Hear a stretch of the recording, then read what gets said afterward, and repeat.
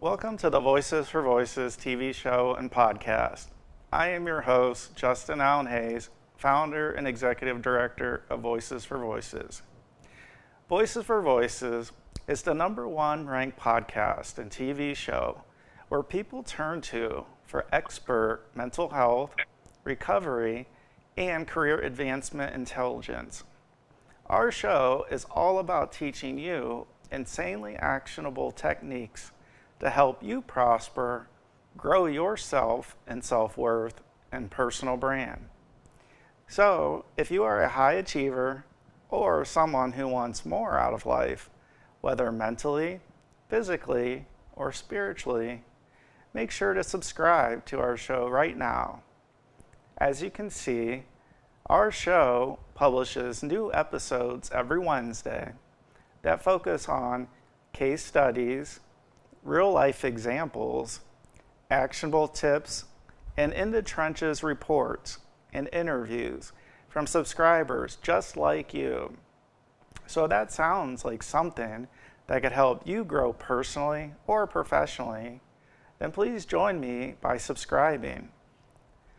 This episode is part 2 from last week's episode on trafficking. Our guests that are joining us are David and Amanda Solomon. And if you saw or listened to our show last week, the experiences and just really everything that was shared is so important. I learned so much. I had assumptions, and those were changed by facts that are actually occurring day to day in real time as we have this conversation. So we'll jump into the bios of David and Amanda in case you missed the first part of our show last week. David Solomon has been a writer since he was 13 years old and has ghostwritten and done over 71 novels. Just incredible. He is a survivor of human trafficking and is most known right now for speaking out on YouTube and TikTok about the subject in the Maddie Soto case. David was taken on January 12, 2012 from the state of Oregon. He escaped 2 weeks later from Canada, making it home on January 29, 2012. Since then, he has helped police departments find missing children and help this from happening to other families as well. Also with us today is Amanda Solomon. She is new to the writing world and has been part of it for the past 2 years. The past 2 years, she has witnessed the abuse that David has endured from his traffickers in real time. She enjoys writing as a way with coping with things, especially her own trauma from sexual assault and rape she endured as a kid and teen. She is a mother of one who has an 8-year-old son who also enjoys the writing world and wants to be a writer just like his parents. A great big thank you at the outset to our Voices for Voices board member, Jeremiah Tomko, who has made the previous show and this show possible. We would not be in the position to share this information, this topic, these stories, these experiences that are so important, that need to be brought to the top of mind instead of the bottom of mind, brought higher amounts of charges instead of making trafficking a misdemeanor, taking chiefs of police from writing threatening messages and emails to a person who was trafficked, which we would think a chief of police would want to help people and help those individuals who are possibly not able to help themselves at the current time. due to the abuse that they have endured and that is going on. David has taken the Enough is Enough platform to talk about his story, to get his story, his experiences out there, to help as many children, individuals return home from their traffickers and have the traffickers have the full weight of law that should be very steep with penalties for individuals that are a part of this, regarding whether it's an entertainer, an author, an individual who is famous for any reason that we have. So Dave and Amanda, thank you again for joining us on the show.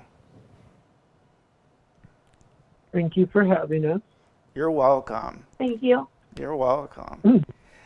So David, if you can maybe continue on with how maybe some of that negative feedback that you're receiving on the Maddie Soto case, and just in general for being a voice for you and so many others in need.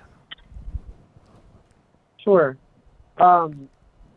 So when survivors speak out, they are persecuted and made fun of and belittled. I think it's every day right now on TikTok. Someone has a new something about making fun of survivors, me or someone else now. And that's why survivors don't speak out. And I've seen that. My family has seen that. And I'm not afraid. I mean, it's terrifying what my trafficker almost had done, but recently. But abuse and abusing power and authority for your narrative is not okay either. And so these people that are like him, they have all these connections and they just use it, and they do it according to the will of God in their own words, and it's sickening. And I'm not the only one. And to quote one of his churches on churchfinder.com, if you leave this church, you will leave prematurely dead. Oh. If your child gets away from this church, they will be cursed, or you will never see them again. I think that sums up what this person does.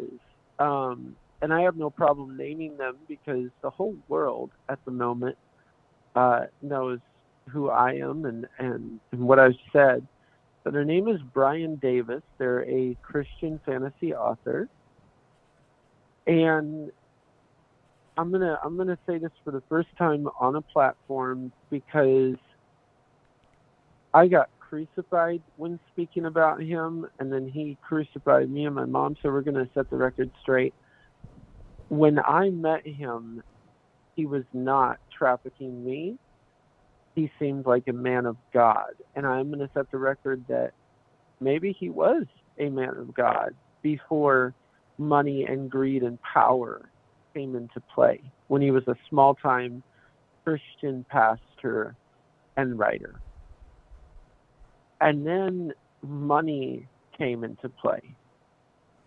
And then we started traveling the world from school to school and church to church and child to child. And then things got dark. And then manipulation set in. And me, other kids that looked up to him, were forced into some shall we put it, awkward situations to test our loyalty Oh. to him. And what that means is our parents raise us. He really targets the homeschoolers or the vulnerable. And the kids like to rebel. And so having us say a cuss word online because our parent says you can't say that, or watch a video that your parent forbids. It may seem like a small thing to you, but to an 11-year-old, it creates that trust and that distrust towards the parent and the trust with the captor. I think what really crossed the lines was when I ghost wrote for him and other kids, and I had to burn my my writing as a symbol that I was giving all to God. And when I was taken, I was chloroformed right in front of my mom. Oh. And it was reported. And the police didn't do anything. And the reason the police didn't do anything is they went to his church. And to quote the chief of police, that's my pastor, you know, nothing's ever going to happen, whether it be FBI or anything else. It just won't ever happen. There's no crime that was committed. And so me and other people, we were sold for 2.5 weeks from hotel to hotel, from home to warehouse. And it was terrible. And you know, what I really want to shed light on now is what I've gotten so crucified for. And now I have the facts, so I want to throw those out, is the paperwork. These traffickers do paperwork. Let me explain. I got away 3 days later after I was trafficked. And they were taking me up to Seattle. And I got away near my town in Oregon. And unfortunately, they had went to the Social Security office. I didn't know. And they somehow altered my Social Security number. They altered things some weird way. And there's a paper trail that's really, really, really out there on how this happened. And I was arrested by the police that went to my church. And they knew who I was, and they knew that my mom had reported me because she was in chemo, and she was calling the police every hour, right? I was missing. And they knew. But according to the paperwork of my traffickers, I wasn't that person anymore. I was someone else that I didn't know. And according to the paperwork, they were my guardians. Oh my gosh. And all of a sudden my age was altered, everything was altered. And so I was cuffed, and they said I was this Elijah. And then, you know, they beat me up. I had a lot of injuries. And then they let me go. And they said, you have no choice but to go with these people, and you're never going to see your mom again. And so I was forced back into a situation that became more hateful and more dangerous. And then eventually I was sold into Canada, and I made it back on my own. And that was a miracle. Most moments like that, traffickers like to alter paperwork. And that's what we're seeing right now. The paperwork is altered. Well, there's 2 times paperwork has been brought up. There was the one time where he does an interview with somebody, which, remind you, this happened 10 years ago, and they claimed to police that they never knew who David was. Oh. Now, all of a sudden, since David started speaking out, we did know him, but then they give an excuse.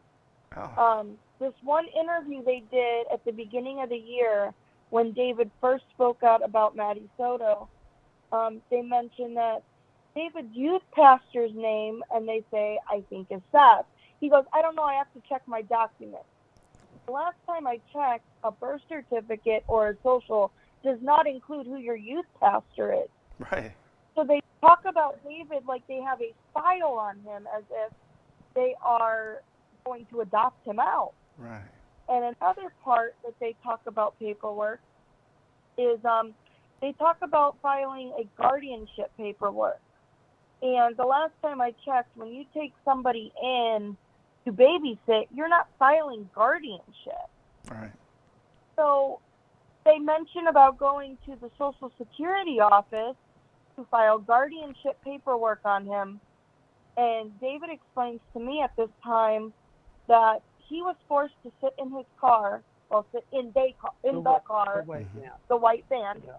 And the one girl that had kidnapped him is the one that sat in there with him to make sure he didn't get out. So when they went into Social Security, they didn't even take David with them. Oh. And they're talking about this is the time when they find out he's not a minor like they thought he was. They thought he was 16. They're finding out that he's 18 or 19 at the time.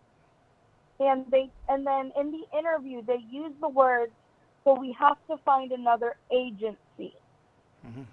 Why are we using the word agency? Right.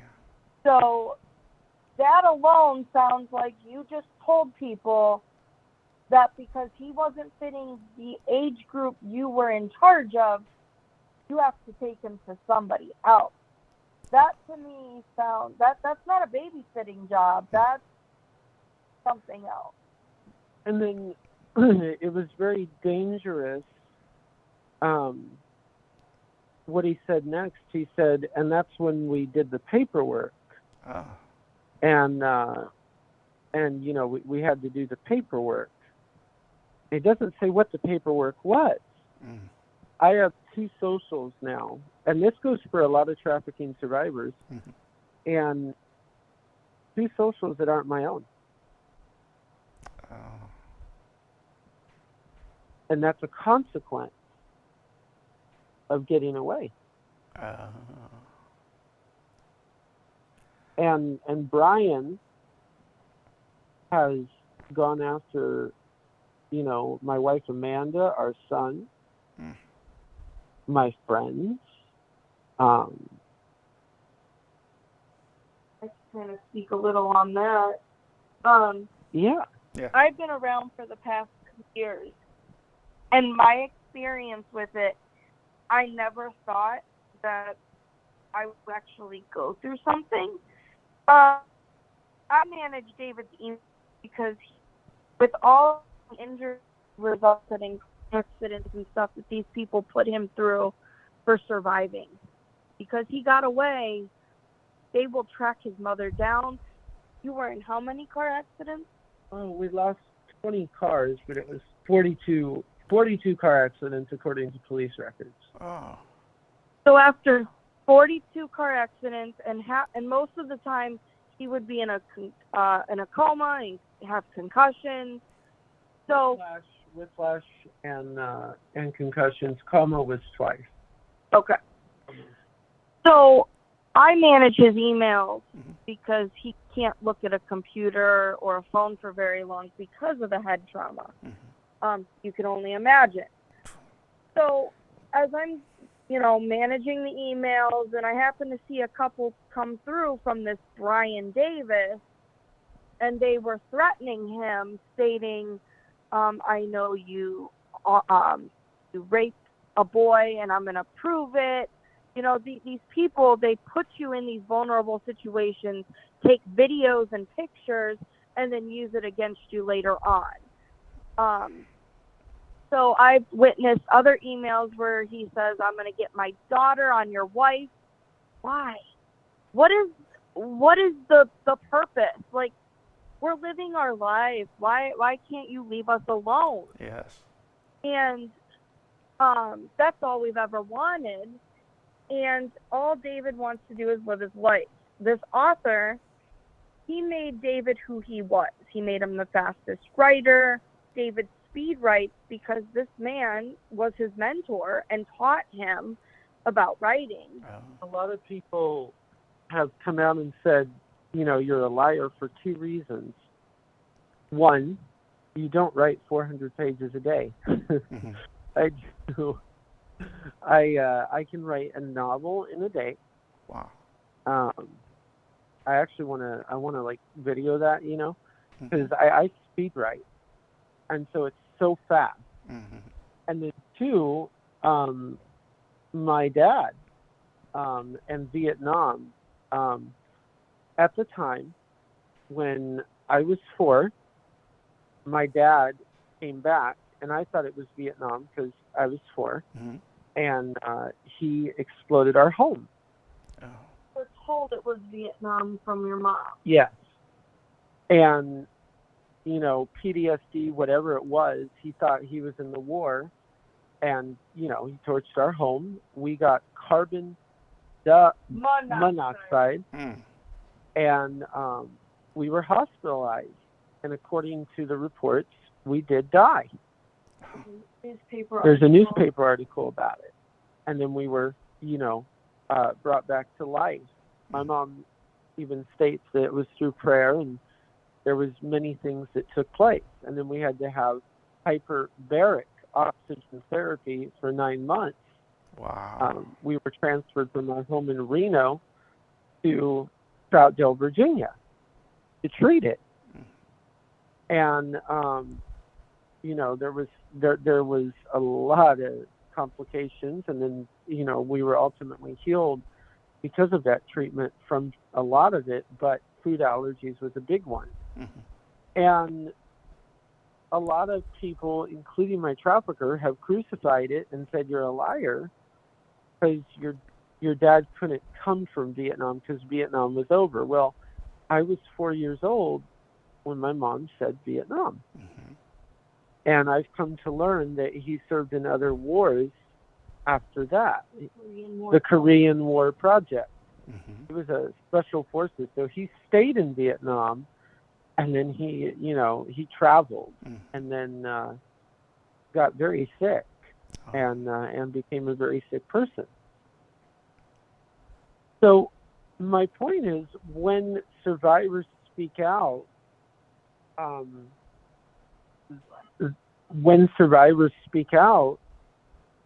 guess what? They get targeted, like right, left, and center. Well, that's like me too. So I left my home in Ohio to meet David and to work for David, and my mom didn't like that. She didn't like the fact that I was living a new life, wanting to be on my own, because I was, like I had stated, I'd lived through my own sexual assault, and I was with my husband that we were married 6 years. He had a stroke from not taking care of himself at 33. Oh. And I lived a marriage where he told me nobody will love you like I do, but then he's texting other women wanting to be with them. Oh. And that's when, like, I was telling myself nobody's going to love me. But then I started thinking, if nobody loved me like you did, a dog can love me better at this point because you're not reciprocating what I'm giving. Mm-hmm. So I left the marriage realizing it was wrong, especially since my son at the time was sitting there telling me that I was being treated like a jerk. And I'm like, well, if he's seeing this, then that's really bad. Like, he's even seeing this, and I keep telling myself we can't be in a broken marriage, you know, whatever.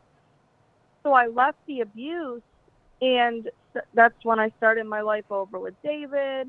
I had my son. We're going to find a new, better life. Well, that's when Brian Davis searched my family out. Oh. And he went to my parents.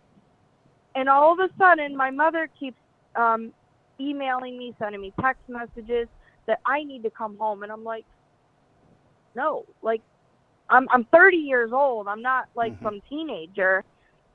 And so she then tells me she came across some money to be able to send me home. Now, we're talking about somebody that had $20,000 in credit card debt my whole life. Mm-hmm. So how is it we now all of a sudden came across some money? Mm-hmm. Well, I'm now finding out she established a relationship with this Brian Davis. Oh. And one day, she even told me that Brian Davis would be a better parent than you. Oh. This is the same guy that took David and did those horrible things to him. Oh. And for a mother to say that about her grandson and her child, just to this day, she keeps trying to get me to come home. And I know it's because she wants to traffic my child and make more money. Oh. And that's what it seems to be, is they offered her money to try to coax us to come back. Mm-hmm. And now she's seeing the money, and it's disgusting. It's disgusting what a parent will do. When I sat here and told David that would never happen. My mother would never do that. But I'm seeing it happen in real life. Yeah. I'm seeing she's on a TikTok account with Brian Davis, and they're going live together, putting out my car information, putting out my license plate. Wow. Like, you are putting my life in danger because you want something that you can't have. And they will stop at nothing. These people are dangerous. Yeah, they will stop at nothing but to twist their narrative. And the other thing I want to put is they will change and alter your story. Yeah. And so they have put it out that I am not David Solomon, and my mom did not raise me, and I'm not a writer. I'm Cody. And in their own video, they said they abducted me because they thought I was a minor boy named Cody. Oh. This is why I wanted to bring this up, because this happens to trafficking victims all the time. Wow. They will target you. They may think you're someone else or look like someone else, and they will abduct you because of that. They try to change your identity also, so you become this person that they think you are. Yeah. And it's a brainwashing, in their own words, technique that's used. And This Cody. I'm sorry to cut you off. We're at the time, close to 30 minutes. You're good. You're good. So I want to thank David and Amanda Solomon for this powerful episode. I'm speechless. This is Justin Allen Hayes, founder and executive director of Voices for Voices, and please be a voice for you or somebody in need.